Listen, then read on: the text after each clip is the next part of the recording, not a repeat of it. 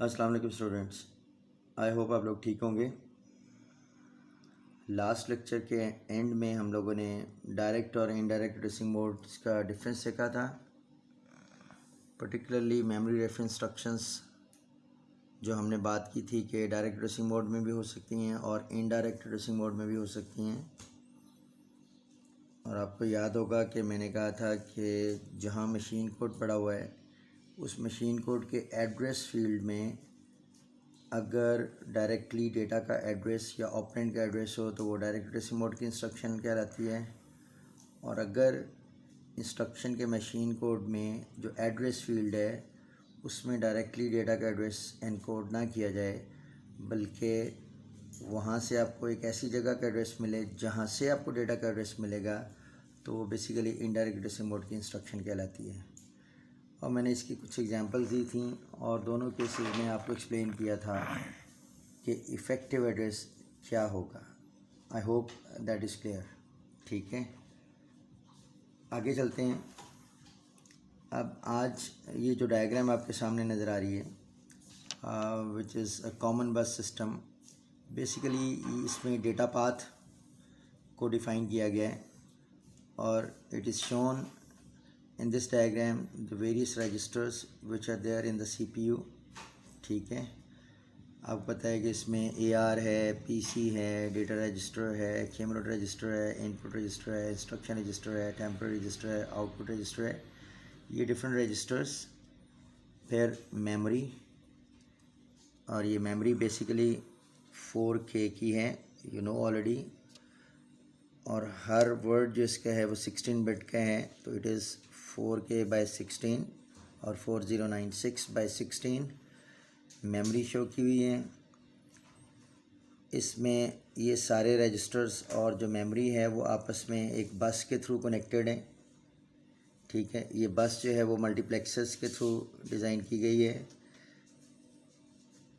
ठीक है, ये मल्टीप्लेक्सर्स के साथ बस कैसे डिज़ाइन करते हैं ये अभी मैं पहले आपको एक्सप्लेन कर दूं एज अ साइड नोट, और फिर मैं इस पूरी डायग्राम को एक्सप्लेन करता हूँ कि इसमें जो डिफरेंट रजिस्टर्स हैं और मेमोरी है और ALU है, अरिथमेटिक एंड लॉजिक यूनिट, वो आपस में एक डेटा बस के थ्रू, एक कॉमन बस के थ्रू कनेक्टेड हैं। ये जो कॉमन बस है, ये बस को डिज़ाइन करने का एक तरीका है, यहाँ सिर्फ सिंबॉलिक नोटेशन में दिखाई गई है बस को, लेकिन इसको हम मल्टीप्लेक्सर्स के साथ डिज़ाइन कर सकते हैं। ये बेसिकली चैप्टर 4 का टॉपिक है कि बस को कैसे डिज़ाइन करते हैं यूजिंग मल्टीप्लेक्सर्स, वो मैं भी एक्सप्लेन करता हूँ एज अ साइड नोट। लेकिन ये जहन में रखें कि ये जितने भी रजिस्टर्स हैं और मेमोरी है ये आपस में बस के थ्रू कनेक्टेड हैं। अब ये देखें, for instance this is AR register, this is AR register, ये इनपुट से भी बस के साथ कनेक्टेड है और आउटपुट भी बस के साथ इसकी कनेक्टेड है। ठीक है, सिमिलरली प्रोग्राम काउंटर, ये इनपुट भी बस से कनेक्टेड है और ये आउटपुट भी अपनी बस के ऊपर भेज सकता है, and so on. Similarly other registers. ये एक्यूमुलेटर रजिस्टर जो इस पर्टिकुलर CPU में है, it has got special significance, और वो ये है कि बेसिकली ALU की आउटपुट जो है वो AC रजिस्टर में जाती है। इस पर्टिकुलर आर्किटेक्चर में जो single accumulator register based architecture है, इसमें ALU में जो भी प्रोसेसिंग होगी उसका रिज़ल्ट जो है वो बाय डिफ़ॉल्ट एक्यूमुलेटर रजिस्टर में जाएगा, और एक्यूमुलेटर और ALU को जो इनपुट्स आएंगी वो एक तो डेटा रजिस्टर से आ रही है, दूसरी जो है वो AC रजिस्टर से आ रही है, और अकॉर्डिंगली यहाँ पे एडिशन या एंडिंग जो भी इंस्ट्रक्शन है वो मैनिपुलेट होगी और रिज़ल्ट जो AC में ट्रांसफ़र होगा। फर्दर बाज़ का इनपुट रजिस्टर से अगर डेटा जो हमने एक्यूमुलेटर रजिस्टर में लेके जाना है तो वो बात भी यहाँ पे विजिबल है। ठीक है, इसके साथ साथ जो डिफरेंट रजिस्टर्स हैं और मेमोरी है वो बस के थ्रू कनेक्टेड हैं, साथ साथ कुछ कंट्रोल इनपुट्स भी दिखाई गई हैं। फॉर इंस्टेंस अगर मेमोरी की हम बात करते हैं तो मेमोरी की दो कंट्रोल इनपुट्स होती हैं, one is read and second one is right.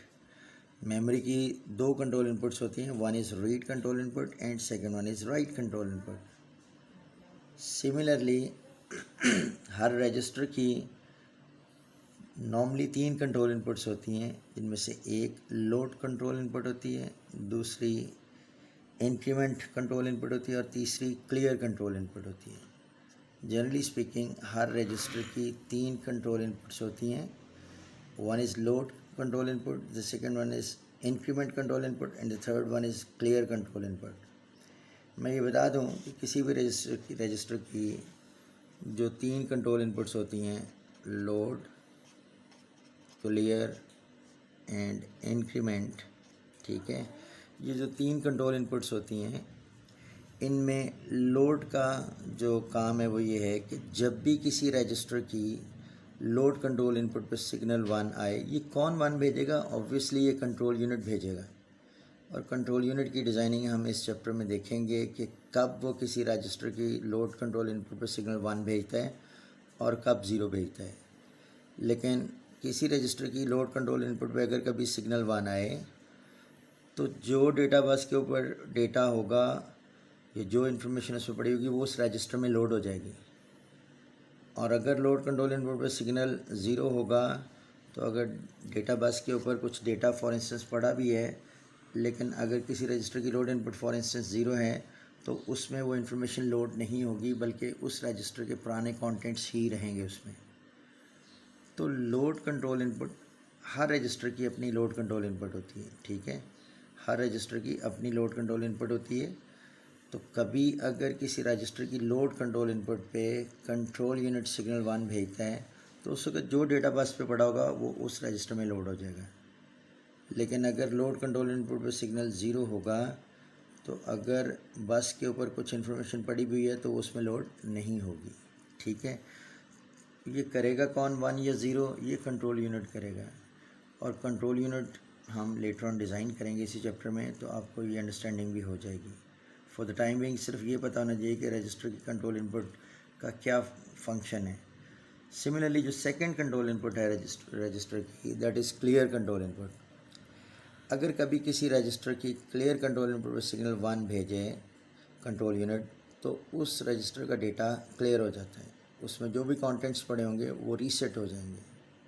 अगर कभी कंट्रोल यूनिट किसी रजिस्टर की क्लियर इनपुट पे क्लियर कंट्रोल इनपुट पे सिग्नल 1 भेजेगा तो उसमें सारा डेटा जो है वो रीसेट हो जाएगा, क्लियर हो जाएगा। और अगर क्लियर कंट्रोल इनपुट पे 0 आएगा, कभी किसी रजिस्टर की क्लियर कंट्रोल इनपुट पे सिग्नल 0 भेजेगा कंट्रोल यूनिट, तो उसमें डिस्क्लियर नहीं होगा डेटा, ठीक है, यानी क्लियर की फंक्शनैलिटी इनेबल नहीं होगी उस वक्त। सिमिलरली जो थर्ड कंट्रोल इनपुट नॉर्मली जो रजिस्टर्स में डिज़ाइन की जाती है, that is increment control input.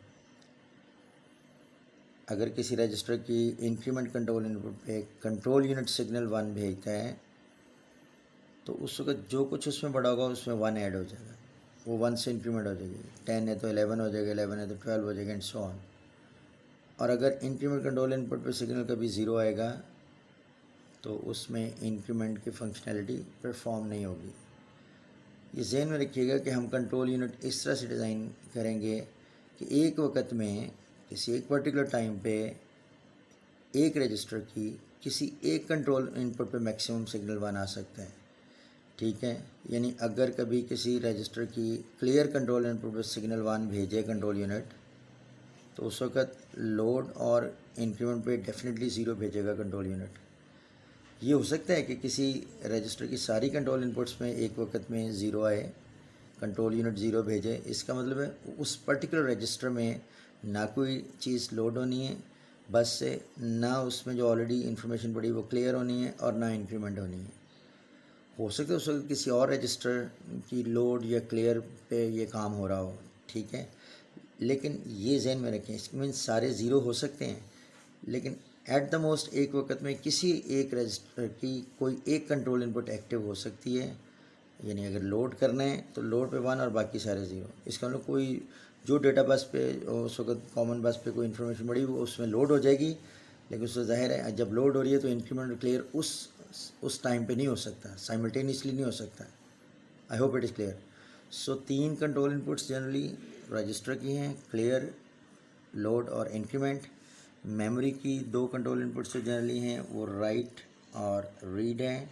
और ये आपको पता है कि अगर कभी हमें मेमोरी से कुछ रीड करना हो तो उस वक़्त जो मेमोरी की रीड कंट्रोल इनपुट है उस पर सिग्नल 1 आएगा। अगेन कौन भेजेगा? Control unit. तो जो एड्रेस उसको मेमोरी को मिला होगा उस एड्रेस से कुछ इन्फॉर्मेशन रीड होके बस के ऊपर आ जाएगी। ठीक है, इस बस के ऊपर आ जाएगी। अगर रीड कंट्रोल इनपुट पर सिग्नल कभी 1 आए तो जो एड्रेस उसको मिला होगा उस वक़्त मेमोरी को, उस एड्रेस से कंटेंट्स रीड होके बस के ऊपर आ जाएंगे। और अगर राइट कंट्रोल इनपुट पे सिग्नल 1 कंट्रोल यूनिट भेजे उस वक्त रीड पे डेफिनेटली 0 होगा। तो जो कंटेंट्स बस के ऊपर पड़े होंगे वो किसी पर्टिकुलर एड्रेस के ऊपर जाके राइट हो जाएंगे। इसका मतलब रीडिंग और राइटिंग दोनों केसेस में एड्रेस देना ज़रूरी है। तो इस जो सारबा आर्किटेक्चर है, SARBA, single accumulator register based architecture, इसमें AR रजिस्टर जो है, जो बेसिकली एड्रेस रजिस्टर है, अगर आप देखें तो इन एड्रेस लाइंस को मेमोरी के साथ इंटरफेस भी किया हुआ है। एड्रेस लाइंस को जो एड्रेस रजिस्टर से आ रही हैं इनको मेमोरी के साथ इंटरफेस भी किया गया है। इसका मतलब है कि किसी पर्टिकुलर टाइम पे जो AR रजिस्टर में एड्रेस होगा वो एड्रेस चूँकि मेमोरी के साथ भी इंटरफेस हुआ है वो एड्रेस लाइंस, तो इट मीन्स उस एड्रेस से अगर रीड कंट्रोल इनपुट पे सिग्नल 1 है तो उस एड्रेस से जो कंटेंट्स पड़े होंगे वो रीड होकर बस के ऊपर आ जाएंगे।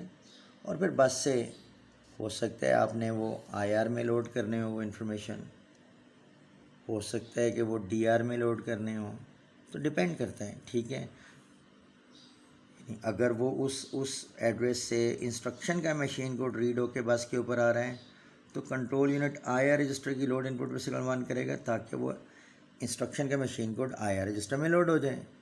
और अगर फॉर इंस्टेंस किसी पर्टिकुलर टाइम पे एक एड्रेस से डेटा रीड होके बस के ऊपर आ रहा है तो कंट्रोल यूनिट डेटा रजिस्टर की लोड कंट्रोल इनपुट सिग्नल 1 करेगा और वो इन्फॉर्मेशन डेटा रजिस्टर में लोड हो जाएगी, वो डेटा रजिस्टर में लोड हो जाएगा। तो ये किस वक्त किस रजिस्टर की लोड इनपुट कंट्रोल इनपुट को 1 करना है ये कंट्रोल यूनिट प्रिसाइजली हम डिज़ाइन करेंगे। ठीक है, और अकॉर्डिंगली या load control input of DR वो इनेबल होगी या load control input of IR for instance वो इनेबल होगी। मैं अभी सिर्फ ये बात कर रहा हूँ कि एज्यूमिंग मेमोरी से अगर डेटा रीड कर रहे हैं तो डेटा रजिस्टर में लोड होना है, और अगर इंस्ट्रक्शन का मशीन कोड रीड कर रहे हैं तो वो IR रजिस्टर में लोड होना है। तो अकॉर्डिंगली कंट्रोल यूनिट जो है it will precisely send the load control input of either DR register equal to 1 और IR register equal to 1। ये हम देखेंगे कि कंट्रोल यूनिट को किस तरह से हम डिज़ाइन करना है, लेकिन अभी सिर्फ मैं आपको बता रहा हूँ एक बिग पिक्चर। ठीक है, कि जिसमें हमने ये बात की कि मेमोरी उसके साथ डिफरेंट रजिस्टर जो CPU में वो आपस में किस तरह से इंटरकनेक्टेड हैं बस के थ्रू, फिर मेमोरी की कौन कौन सी कंट्रोल इनपुट्स होती हैं, इस तरह से हर रजिस्टर की जनरली स्पीकिंग कौन कौन सी कंट्रोल इनपुट्स होती हैं। फर्दर अगर आप देखें तो इसमें जो ALU है, तो फॉर इंस्टेंस अगर कोई इंस्ट्रक्शन ऐड की आई, जैसे मैंने आपको लास्ट लेक्चर में बताया था कि सबसे पहले ऐड की इंस्ट्रक्शन का मशीन कोड फैच होके आएगा रजिस्टर में, फिर उसकी डिकोडिंग वगैरह होगी, और फाइनली जब एग्जीक्यूशन होनी है तो जो इफ़ेक्टिव एड्रेस कैलकुलेट होगा उस इंस्ट्रक्शन में, ये मैं डिटेल में भी आज इंस्ट्रक्शन साइकिल को एक्सप्लेन करूँगा। तो जो इफ़ेक्टिव एड्रेस कैलकुलेट होगा पर्टिकुलर इंस्ट्रक्शन के केस में, उस एड्रेस से डेटा पहले DR में लाया जाएगा और फिर DR से उस डेटा को ALU को भेजते हुए और दूसरे कंटेंट्स जो AC में उस वक्त पड़े होंगे और ALU को बताया जाएगा इनको ऐड करना है या एंड करना है, और अकॉर्डिंगली रिज़ल्ट AC में लोड करवाया जाएगा, और इस तरह से एक इंस्ट्रक्शन जो है उसका इंस्ट्रक्शन साइकिल कंप्लीट होगा। ये एक फ्लैग है यहाँ पे, और ये इस CPU में ये बेसिकली कैरी फ्लैग के तौर पे एक्ट करेगा। यानी अगर 2 नंबर्स को ऐड करने के बाद अगर कोई कैरी आता है तो वो इस E फ्लैग में जाएगा, और अगर इसको सेट कर देगा, और अगर कैरी नहीं आता तो E जो है वो रीसेट हो जाएगा। ठीक है, तो ये E जो है एंड कैरी, ये बिल्कुल जैसे आपने असेंबली लैंग्वेज में कैरी फ्लैग का रोल पढ़ा है तो ये उस तरह से काम करेगा। ठीक है, अच्छा फर्दर मैं आपको बता दूं कि मैंने आपको कहा था कि इसमें ये मेमोरी और सारे रजिस्टर एक कॉमन बस के थ्रू आपस में कनेक्टेड हैं। फॉर इंस्टेंस अगर कभी अगर कभी एसी का डेटा डीआर में भेजना हो तो एसी के कंटेंट्स पहले सेलेक्ट करके बस के ऊपर लाए जाएंगे और बस से उसको अगर डीआर में भेजना है तो कंट्रोल यूनिट डीआर की लोड इनपुट को एनेबल करेगा और वो कंटेंट्स डीआर में लोड हो जाएंगे। इसका मतलब बाकी रजिस्टर की लोड इनपुट्स को कंट्रोल यूनिट उस वक्त ज़ीरो करेगा, ताकि एसी के कंटेंट्स अगर डीआर में भेजने हैं तो एसी के कंटेंट्स पहले सेलेक्ट करके बस पे लाए जाएंगे, कंट्रोल यूनिट सेलेक्ट करके लाएगा और उसके बाद डीआर की लोड इनपुट को कंट्रोल यूनिट एनेबल कर देगा ताकि वो कंटेंट बस के ऊपर आए तो डीआर में लोड हो जाए और बाकी सारे रजिस्टर की लोड इनपुट्स को कंट्रोल यूनिट ज़ीरो करेगा ताकि उनमें वो कंटेंट्स लोड ना हो। अब यहाँ पे क्वेश्चन ये आता है कि चले हमें ये तो पता चल गया कि कंट्रोल यूनिट किसी एक रजिस्टर की लोड इनपुट को एनेबल करते हुए जो बस के ऊपर कंटेंट्स हैं उसके अंदर लोड करवा देगा, लेकिन ये कैसे डिसाइड होगा, ये कैसे आएगा कि एसी कंटेंट सेलेक्ट करके बस के ऊपर लाने हैं। पहला काम ये है कि अगर एसी के कंटेंट्स डीआर में भेजने हैं किसी पर्टिकुलर टाइम पे तो पहला काम ये है कि एसी के कंटेंट सेलेक्ट करके बस के ऊपर लाए जाएं और फिर डीआर की लोड इनपुट को एनेबल करते हुए उसमें लोड करवाए जाए। तो क्वेश्चन ये राइज होता है कि एसी के कंटेंट सेलेक्ट करके बस के ऊपर कैसे आएंगे। तो उसके लिए आपको बस का जो डिज़ाइन है वो समझना पड़ेगा। मैंने आपको बताया कि बस जो है उसको डिज़ाइन करने के लिए मल्टीप्लेक्सर्स यूज़ होते हैं और यहाँ सिर्फ सिंबॉलिक ब्लॉक डायग्राम में बस को शो किया हुआ है। तो मैं ये चाहूँगा कि आपको बस का डिज़ाइन भी बता दूँ कि कैसे बस डिज़ाइन करते हैं, ठीक है। तो ऑल दो ये चैप्टर 4 का कॉन्सेप्ट है जो बस को डिज़ाइन करने का, आप उसको उस वहाँ जाके देख सकते हैं, ठीक है। लेकिन चैप्टर 4 चूँकि फॉर्मली इस कोर्स में कनेक्टेड नहीं है, इंक्लूडेड नहीं है, तो जो दो एक टॉपिक्स इंक्लूडेड हैं वो मैं यहाँ पे आपको साथ साथ एक्सप्लेन करता जाऊँगा। तो यहाँ पे ये बेसिकली चैप्टर 4 से ही ये डायग्राम ली गई है, ठीक है। मैं इसको एक्सप्लेन करता हूँ। इसमें बेसिकली ये रिक्वायरमेंट ये दी गई है कि हमने एक कॉमन बस डिज़ाइन करनी है फॉर 4 रजिस्टर्स और हर रजिस्टर जो है वो 4 बिट का है। क्या रिक्वायरमेंट है मैं यहाँ बस डिज़ाइन करके आपको दिखा देता हूँ तो सो दैट आपको आइडिया हो जाए, ठीक है, कि बस की फंक्शनिंग कैसे होती है। मैंने एक पर्टिकुलर स्पेसिफिकेशन के साथ यहाँ बस डिज़ाइन कर रहा हूँ कि अज्यूमिंग किसी सीपीयू में 4 रजिस्टर्स हैं और हर एक का साइज़ 4 बिट का है, ठीक है। और उनके लिए हमने उन रजिस्टर्स को आपस में हमने बस के थ्रू इंटरकनेक्ट करना है। तो वो बस कैसे डिज़ाइन करेंगे यूजिंग मल्टीप्लेक्सर्स फॉर इंस्टेंस। तो उसके लिए फर्दर ये बताया गया कि वो बस की फंक्शनिंग कैसे होगी जो आपने डिज़ाइन करनी है।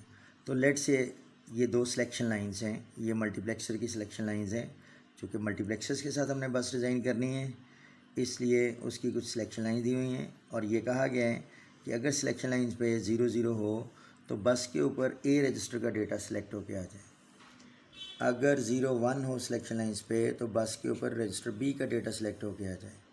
अगर 1 0 हो सिलेक्शन लाइन पे तो बस के ऊपर सी का डेटा सेलेक्ट हो जाए और अगर 1 1 आए सिलेक्शन लाइंस के ऊपर तो बस के ऊपर रजिस्टर डी का डेटा सेलेक्ट होके आ जाए।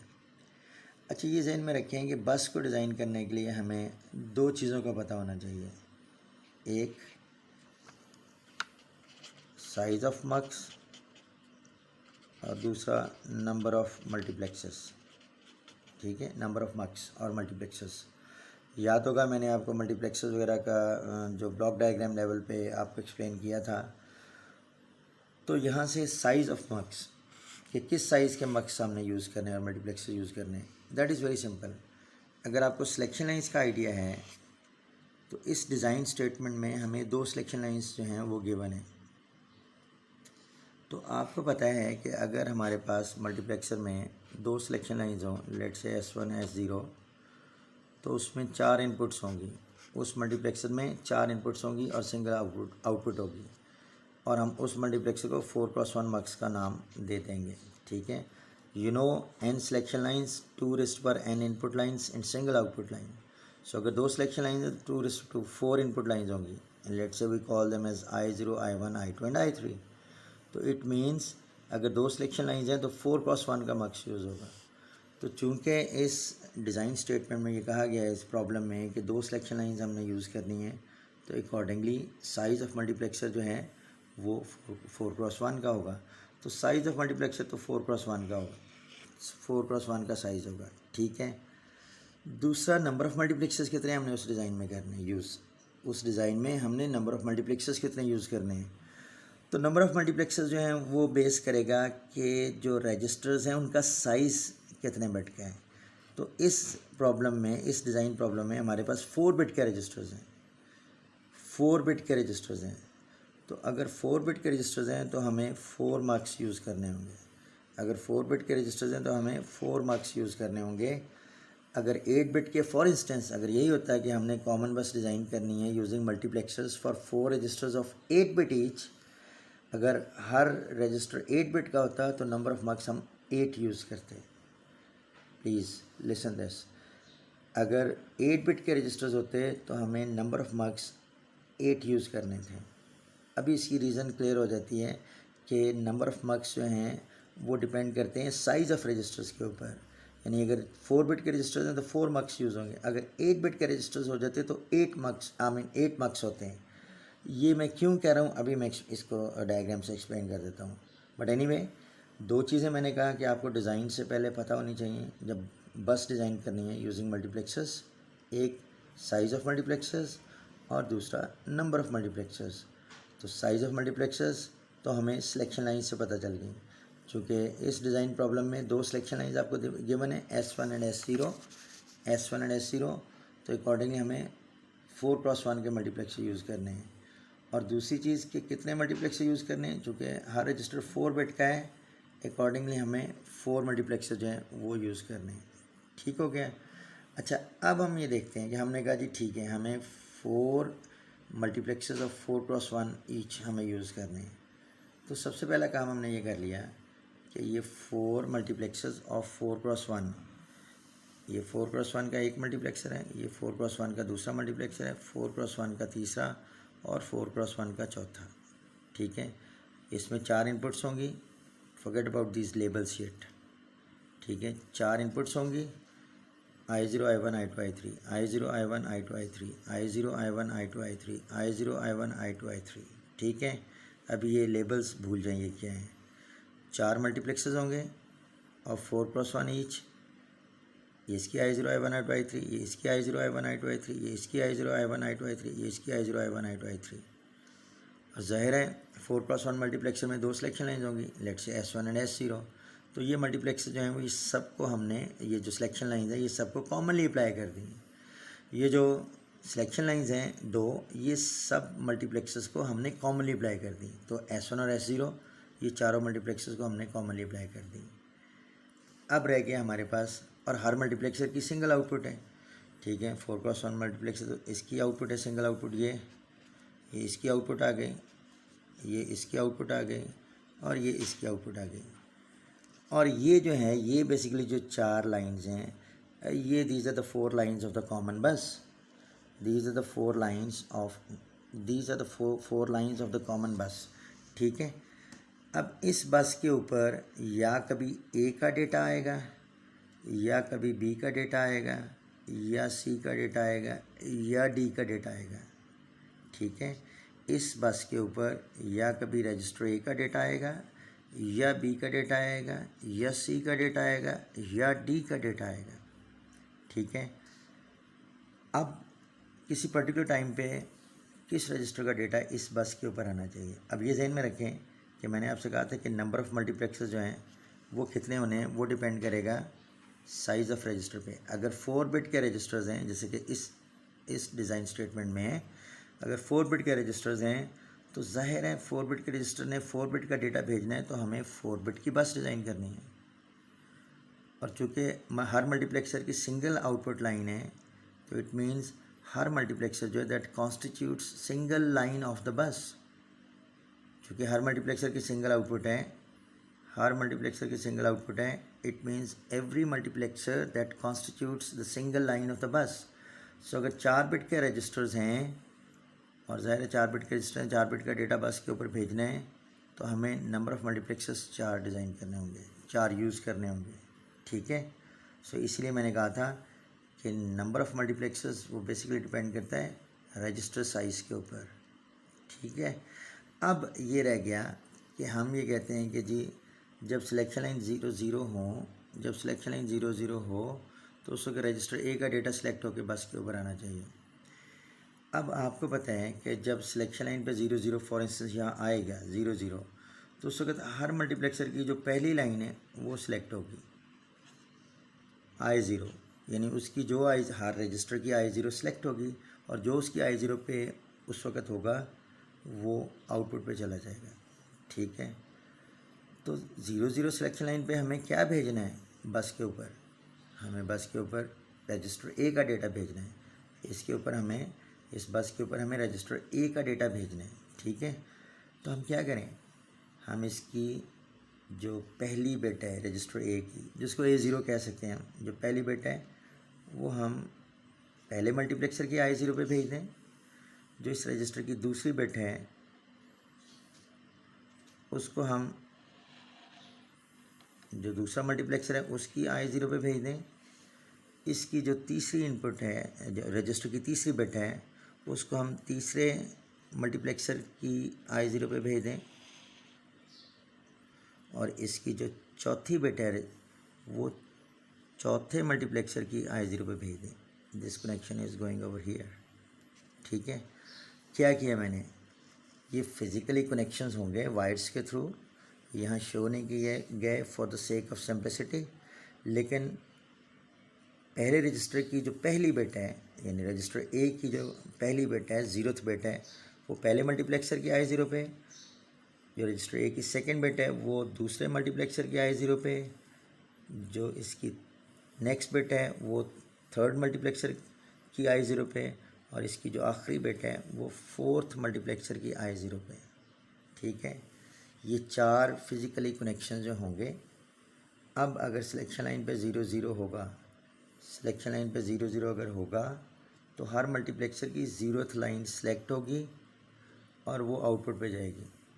क्योंकि सिलेक्शन लाइन का रोल आपने पहले पढ़ा हुआ है कि सिलेक्शन लाइन पे अगर 00 अप्लाई करें तो जो I0 जो पहली इनपुट पे डेटा होगा वो आउटपुट पे चला जाएगा। अगर 01 करेंगे तो जो I1 पे डेटा होगा वो आउटपुट पे जाएगा। क्लियर, ऑलरेडी हम देख चुके हैं। तो इसी को ज़हन में रखते हुए हमने ये इंटरफेस यहाँ पे दिखाया है कि चूँकि 00 पे हमें पता है हर मल्टीप्लेक्सर की 0th लाइन सेलेक्ट होकर आउटपुट पे जाएगी, तो हमने रजिस्टर ए को उसकी रिस्पेक्टिव बिट्स को, पहली बिट को पहले मल्टीप्लेक्सर की I0 पे, दूसरी बिट को दूसरे मल्टीप्लेक्सर की I0 पे, तीसरी बिट को तीसरे मल्टीप्लेक्सर के I0 पे और चौथी बिट को चौथे मल्टीप्लेक्सर I0 पे कनेक्ट कर दिया। अब जब सिलेक्शन लाइन पे 00 आएगा, ये 00 भेजेगा कौन? ये कंट्रोल यूनिट ही भेजेगा। कैसे भेजेगा? कंट्रोल यूनिट डिज़ाइन करेंगे तो हमें सब चीज़ें समझ आ जाएंगी। तो 00 जब होगा तो उस वक्त इसकी ये जो A0 है, जो भी यहाँ डेटा पड़ा होगा, ये तो बिट नंबरिंग शो हुई थी 0 1 2 3, लेकिन जो डेटा यहाँ A0 हो सकता है ये 1 हो या 0 डिपेंड करेगा, तो ये यहाँ से सिलेक्ट होकर यहाँ आ जाएगा। A1 वाला डेटा यहाँ से सिलेक्ट होकर यहाँ आ जाएगा, A2 का डेटा यहाँ से सिलेक्ट होकर यहाँ आ जाएगा और A3 का डेटा यहाँ सेलेक्ट होकर यहाँ आ जाएगा।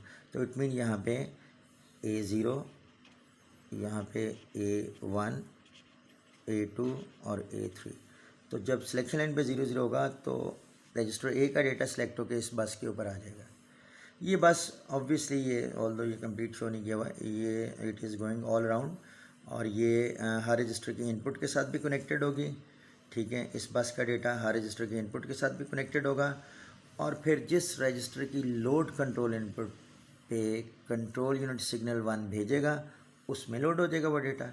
फॉर इंस्टेंस अगर रजिस्टर सी की लोड कंट्रोल इनपुट पे सिग्नल 1 भेजेगा कंट्रोल यूनिट, तो जो रजिस्टर ए का डेटा बस के ऊपर आया हुआ है वो सी में लोड हो जाएगा। तो इस तरह से ए से सी में डेटा ट्रांसफ़र हो जाएगा।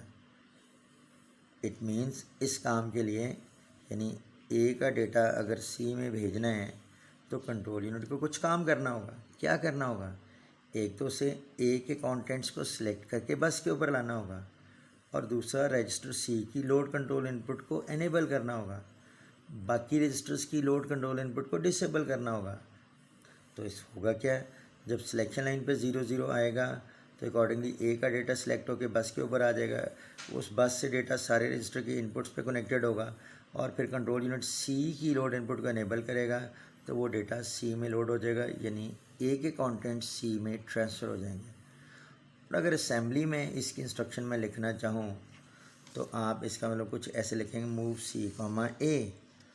ऑल दो आपने असेंबली में इंटेल में ए एक्स बी एक्स सी एक्स डी एक्स वगैरह के नाम से पढ़े हुए, लेकिन वो एक्स और वो जो साथ यूज़ हो रहा है वो इट मीन 16 बिट का रजिस्टर है। तो इन जनरल यहाँ पे मैं अगर कहूँ जी ABCD रजिस्टर्स हैं तो मूव सी कॉमा ए असेंबली इंस्ट्रक्शन वो क्या करेगी, उसको करना ये है कि ए के कंटेंट सी में मूव होने। आपको पता है डेस्टिनेशन पहले आता है, सोर्स पहले आता है, इंटेल के आपने फॉर्मेट पढ़े हुए हैं, ठीक है। तो उस काम के लिए बैकएंड पे आर्किटेक्चर में, ठीक है, इस इंस्ट्रक्शन के लिए ये करना होगा कंट्रोल यूनिट को कि उसको सिलेक्शन लाइंस पे 0 0 भेजें ताकि 0 0 से वो रजिस्टर ए के कंटेंट्स बस के ऊपर आएँ, और साथ ही उसको रजिस्टर सी की लोड इनपुट को इनेबल करना होगा, बाकी रजिस्टर्स की लोड इनपुट्स को डिसेबल करना होगा ताकि ये वाला एक माइक्रोपेशन के ए के कंटेंट सी में ट्रांसफ़र हो, ये पॉसिबल हो सके। अच्छा आगे चलें। अभी तो मैंने सिर्फ ए के जो इंटरफेस है वो मल्टीप्लेक्सर के साथ शो किया है। हमें पता है कि सिलेक्शन लाइन अगर 0 1 हो, सिलेक्शन लाइन 0 1 अगर हो तो उस वक्त रजिस्टर बी का डेटा सेलेक्ट होकर बस के ऊपर आना चाहिए। हमें ये भी पता है कि जब सिलेक्शन लाइन पे 0 1 होगा मल्टीप्लेक्सर की तो उस वक्त हर मल्टीप्लेक्सर की सेकेंड लाइन सेलेक्ट होगी, यानी I1, क्योंकि पहली लाइन I0 है तो सेकेंड लाइन इज़ I1, यानी सिलेक्शन लाइन पे जब 0 1 होगा तो हर मल्टीप्लेक्सर की I1 पे जो डेटा होगा वो सिलेक्ट होकर आउटपुट पे जाएगा।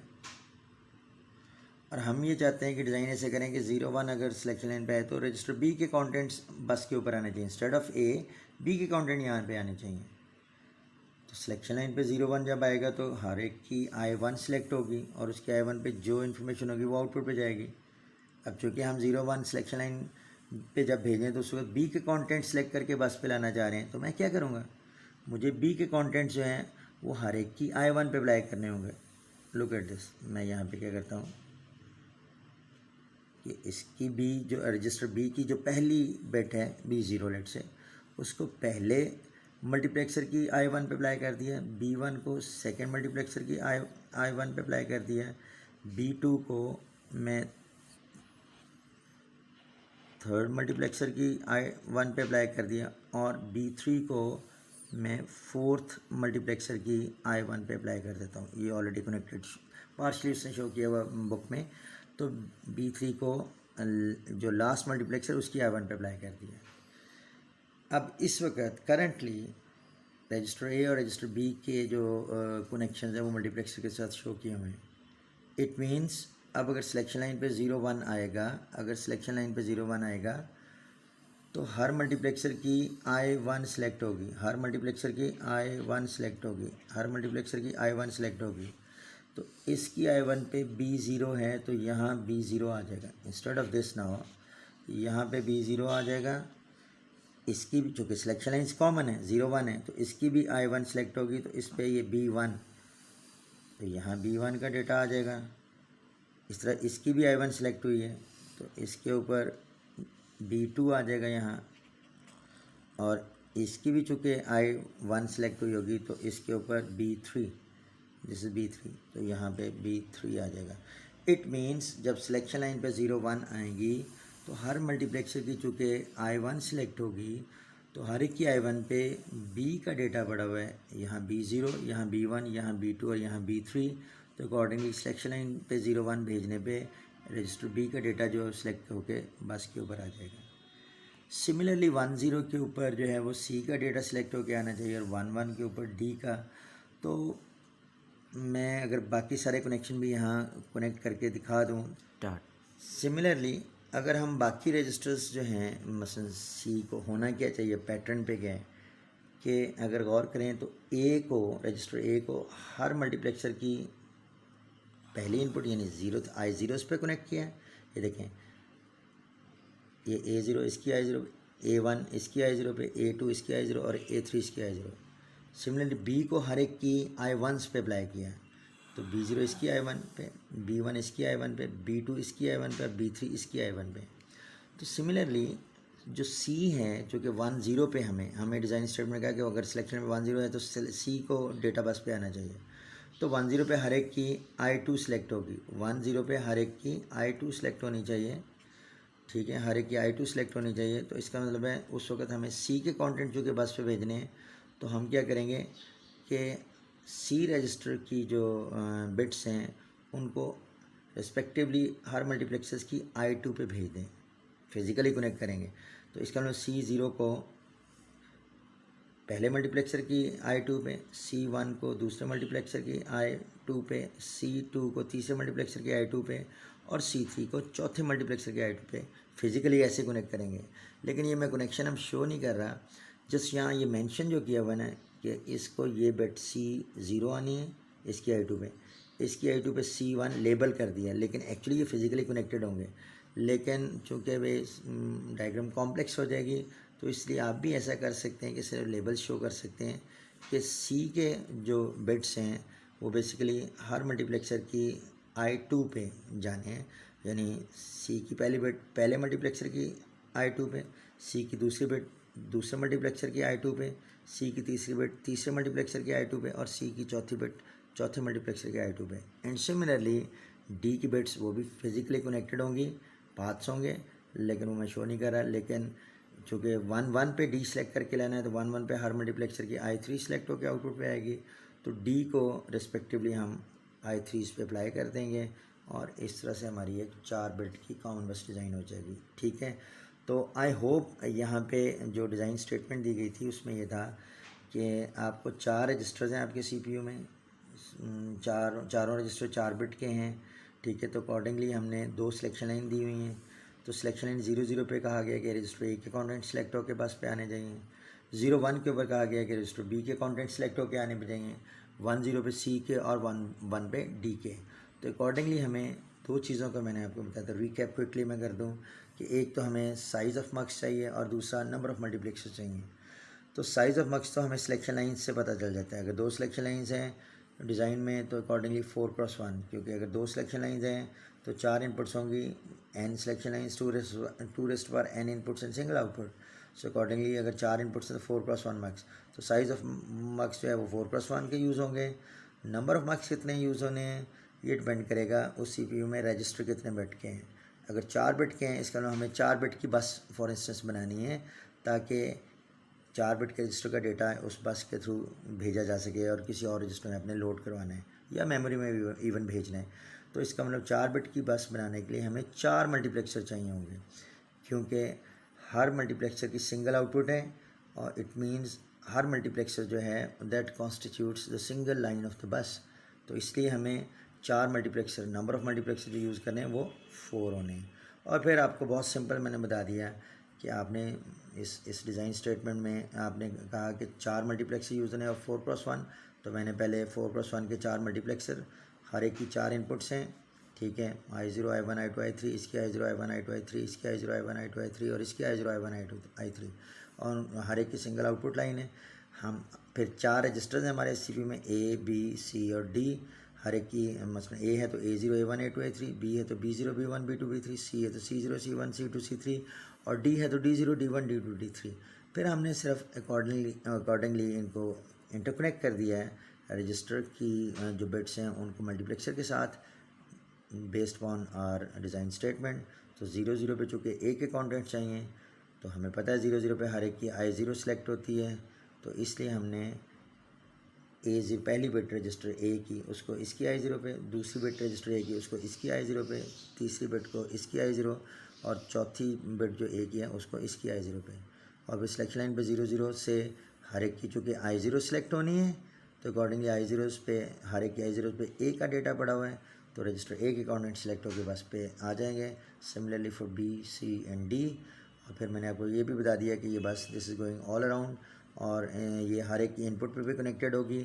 तो फिर जिसकी लोड इनपुट को कंट्रोल यूनिट एनेबल करेगा तो वो डेटा जो बस के ऊपर आएगा वो उसके अंदर लोड हो जाएगा, and that's it. I hope it is clear. Please मैं यहाँ पे आपको थोड़ा सा ये डिज़ाइन स्टेटमेंट एक दो देता हूँ, आप इनको यूज़ करते हुए बस खुद से डिज़ाइन कीजिएगा।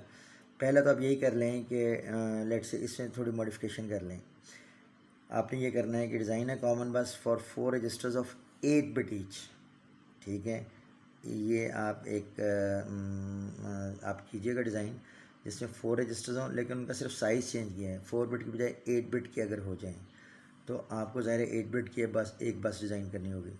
तो प्लीज़ उसके लिए आप ये लेआउट डिज़ाइन कीजिएगा यूजिंग मल्टीप्लेक्सेस। एक आपको होम असाइनमेंट ये है कि आपने 4 रजिस्टर आपने बस डिज़ाइन करनी है for 4 registers of 8 bit each, और उसका ये सिलेक्शन क्राइटेरिया यही यूज़ करें। दूसरा आप ये कर लीजिए कि रजिस्टर 4 की बजाय 8 कर लें।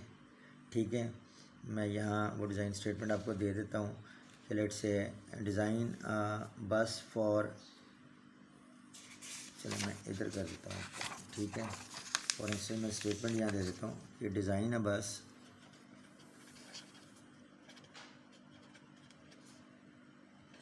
For 8 registers of 4 bit each. ठीक है, और लेट से 8 रजिस्टर्स हैं A B C D E जो भी सीरियल। ठीक है, और लेट से उसके लिए सिलेक्शन क्राइटेरिया ये है कि अगर सिलेक्शन लाइन पे 0 0 हो तो रजिस्टर सेलेक्टेड फॉर बस इज़ A। अगर 0 0 1 हो तो B सिलेक्ट होके आ जाए, 0 1 0 पे C सिलेक्ट होके आ जाए, 0 1 1 पे D सिलेक्ट होके बस के ऊपर आ जाए। अगर 1 0 0 सिलेक्शन लाइन पे है तो E सिलेक्ट होके बस पे हो जाए, F 1 1 0 पे G लेट से H। ठीक है, तो आपने एक बस ये डिज़ाइन करके देखनी है फॉर 8 रजिस्टर्स और 4 बिट ईच। साइज़ हर एक का 4 बिट का है।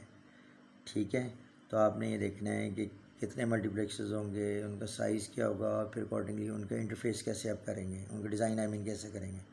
तो ये क्राइटेरिया दे दिया कि अगर सिलेक्शन लाइन पे 0 0 0 तो रजिस्टर A सिलेक्ट होकर बस पे आए, अगर 0 0 1 हो तो B फॉर इंस्टेंस सेलेक्ट होकर आए, and so on. For instance अगर 1 1 1 सिलेक्शन लाइन पे हो तो रजिस्टर H सिलेक्ट होकर बस के ऊपर आए। ठीक है, तो ये दो मैंने आपको प्रॉब्लम्स दिए हुए हैं for home assignment. Please go through this.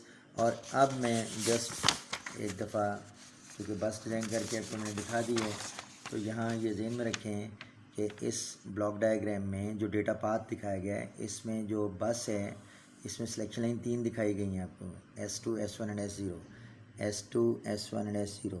ठीक है, ये बेसिकली S2 है, S1 है और S0 है। ठीक है, S2 S1 और S0। इसका मतलब है कि जो बस मल्टीप्लेक्सर यूज़ करते हुए डिज़ाइन की गई होगी उसके अंदर 3 सिलेक्शन लाइंस हैं। इट मींस 8x1 के मल्टीप्लेक्सर यूज़ हुए होंगे। ठीक है, कितने यूज़ हुए होंगे ये आपने अब अंदाज़ा लगाना है, गेस करना है। पहले वो डिज़ाइनिंग देख लीजिएगा जो मैंने 2 होम असाइनमेंट के तौर पे 2 प्रॉब्लम दिए हैं।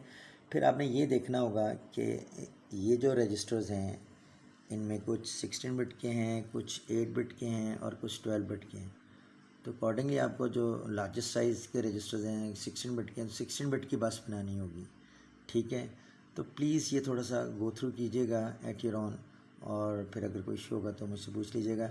तो आपको 16 बिट की यहाँ बस बनानी होगी। ठीक है, 16 बिट की बस बनानी होगी। 3 सिलेक्शन लाइंस हैं, 3 सिलेक्शन लाइन से 8 रजिस्टर्स ठीक है तक हम सिलेक्ट कर सकते हैं। तो लेकिन आगे चल के एक जगह आएगा भी कि जिसमें मैं इसकी कंट्रोल इनपुट्स डिज़ाइन करवाऊँगा। ठीक है, तो अदरवाइज़ वहाँ मैं इसकी भी क्लियर कर दूँगा कि किस तरह से डिज़ाइन करेंगे। ठीक है, बट एनीवे मल्टीप्लेक्सर के साथ ये बस डिज़ाइन हुई हुई है। ठीक है, और ऑब्वियसली मल्टीप्लेक्सर के साथ चूँकि बस डिज़ाइन की हुई है तो अकॉर्डिंगली सिलेक्शन लाइन्स के थ्रू आप सेलेक्ट कर सकते हैं कि किस रजिस्टर का डेटा सेलेक्ट करके बस के ऊपर लाना है, और फिर अकॉर्डिंगली किसी एक रजिस्टर की लोड इनपुट को इनेबल करते हुए हम वो जो बस के ऊपर इंफॉर्मेशन आई है उसको उस रिस्पेक्टिव रजिस्टर में लोड कर सकते हैं। I hope it is clear. Thank you very much. Take care.